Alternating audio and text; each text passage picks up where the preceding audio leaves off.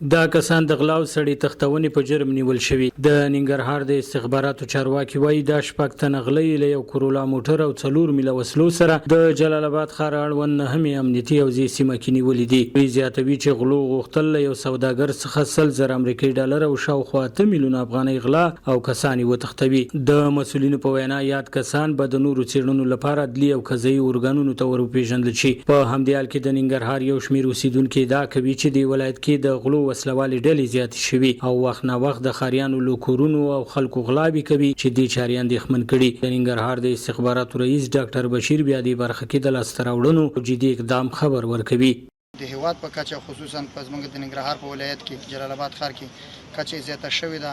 موږ ته خاص توجه کړې ان شاء الله او د دوی یو بل ډله نیول شوې ده او تحقیق ته جریان لري. هغه به مو خو د شي د مصالح کوم چې د ډلهیز غله دي او د دو په خلاف باندې جدي کړنې روانې دي ان شاء الله چې وبنیول شي او ټول له اطمینان ورکو او د هیوادوالو نوم د خواهش ته چې د شکمنو خلکو په لیدلو سره په عین وخت کې موږ له خبر راکړي. نیول شو کسانو بیا له خبريالانو سره خبرو کې په خپل جرمونو اعتراف وکړ.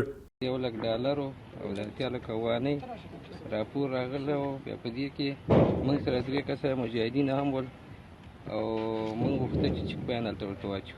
موږ د اطلاع راغله چې انډوال اوږي چې مرکونه پیسې راځي او مطلب دا به واخلو. ما ته بل چا ما خالد ته راپور خالد اس پیسې راځي خالد ته خلاص شي.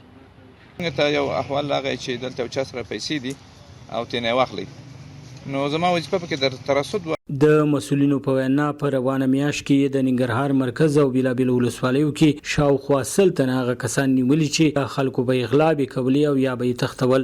سباون سایل وحدت نیوز جلال آباد.